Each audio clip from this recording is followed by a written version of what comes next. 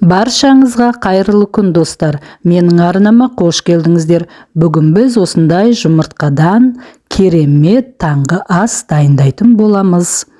Бұл тағамды дайындау үшін үлкен бір шұңғыл ыдыс аламыз. 3 жұмыртқаны жарып салып, осылай жақсылап араластырамыз. Одан кейін 1 стакан жылы сүтімізді құямыз. Дәміне қарай тұзын саламыз. Мөлшеріне қарай. Сөйтіп тағы да осылай жақсылап араластырамыз. 1 дана пиязды саламыз. Оны ұсақтап, жақсылап турағанбыз. Өте ұсақтап тураймыз. Оны да қосқаннан кейін осылайша жақсылап араластырамыз. 150 грамдай ұнымызды қосамыз. Ұнымызды бірден салмаймыз. Кішкене бөліп отырып осылай салып, тағы да жақсылап араластырып аламыз. Ешқандай түйір болып қалмау керек. Жақсылап араластырамыз. Бұл құймағымыз қатты қою болып кетсе де болмайды. Сондықтан кішкене бұған біраз қозғап болғаннан кейін жарты стакандай суымызды да қосамыз.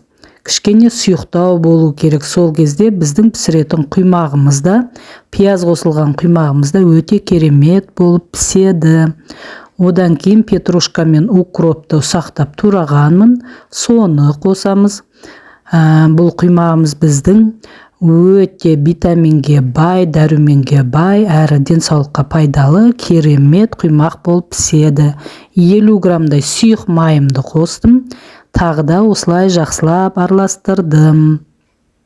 Енді қызып тұрған табаға кішкене майымызды, сұйық майымызды жағып жібереміз де 1 ожау сұйықтығымызды құямыз.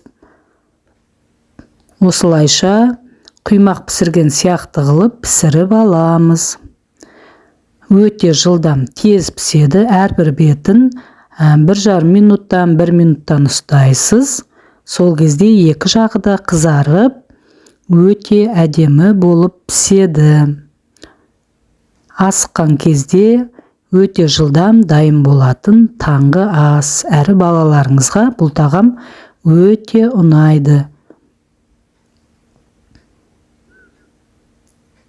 Мінекей, барлық құймақты пісіріп болдым. Менде 6 дана құймақ пісті. Укроп қосылған, пияз қосылған осындай керемет, өте дәмді құймағымыз дайын болды. Қып-қызыл болып, әдемі болып пісті. Енді таңғы шайымызға алып келіп, таңғы шайымызды ішкелі жатырмыз.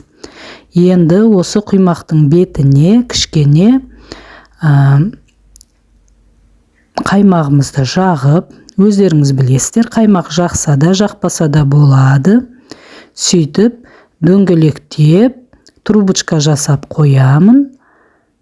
Көзге әдемі көрінеді, әрі жегенде де ыңғайлы болады, жинақы тұрады.